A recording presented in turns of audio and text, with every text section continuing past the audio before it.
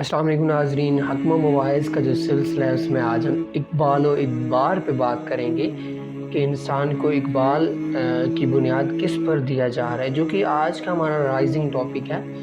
तर्जुमा मफ़हूम की जानिब चलते हैं। जब दुनिया अपनी नेमतों को लेकर किसी की तरफ बढ़ती है तो दूसरों की खूबियाँ भी उसे आरत दे देती हैं, और जब उससे रुख मोड़ लेती है तो खुद उसकी खूबियाँ भी उससे छीन ली जाती हैं। तो नाज़रीन, ये था हमारा तर्जुमा इक़बाल व इदबार का। अब हम मफ़हूम की जानिब चलते हैं कि इसका मफ़हूम क्या है, या इन लाइन्स में क्या कहा जा रहा है। तो चलते हैं नाज़रीन।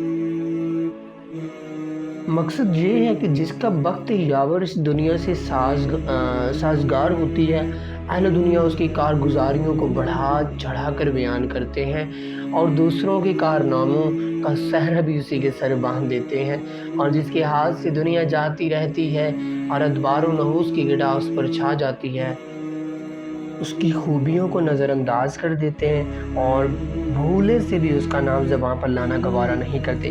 तो नाज़रीन, ये एक दर हकीकत है कि आजकल जो दुनिया में मेयार है वो इंसान का वो दौलत रख दिया गया है, लेकिन अल्लाह के यहाँ और आखिरत के यहाँ जो इंसान का मेयार है, जिसको तक़वियत हासिल है, वो तक़वा है। तो नाज़रीन, ऐसी धरों का हमें इनसे कोई सरोकार नहीं।